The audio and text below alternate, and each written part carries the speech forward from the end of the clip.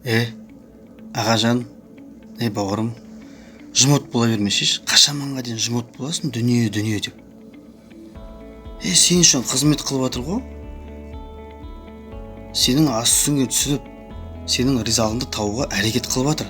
Қолынан келмесе де барын қылып жатыр, өзінің шама шарқынына. Ол кім? Сенің асыл болған анаңнан кейінгі адамың, ол сенің әйелің ғой. Ризасың ба? Ризалығымды айт.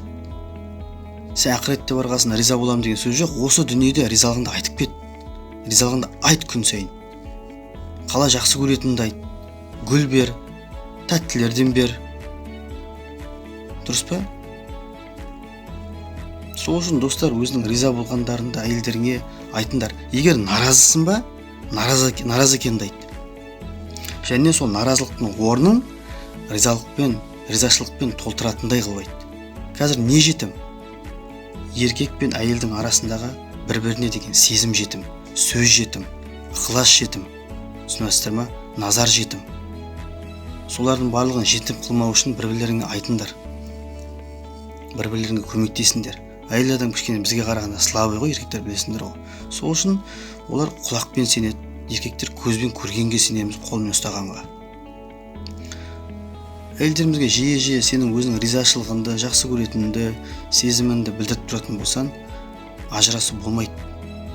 Қазір жастар емес, үлкендердің арасында да ажырасу бар. Не үшін? Не үшін ажырасып жатыр? Бір-біріне ашылмағаннан кейін.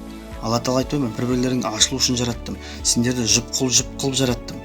Пайғамбар айтады, қосылыңдар, көбейіңдер. Мен ақыретте сендердің көбейгендерімен қуанам дейді. Сол үшін сен сөзге жұмоттанба, сезімге жұмоттанба, ықылас мейірімге жұмоттанба. Сен балдарының анасы ғой. Сол үшін мен сендерге достар, өзімнің опытымнан айтып тұрмын. Біздің тұрмыс құрғанымызға 11 жыл болды, Аллаға шүкір. Кем емеспіз.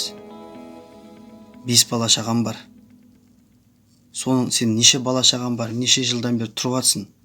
Сен шүкір рахметіңді айт. Сол үшін Алла тағала айтады, адамға шүкір айтпаған Аллаға шүкір айтпайды дейді.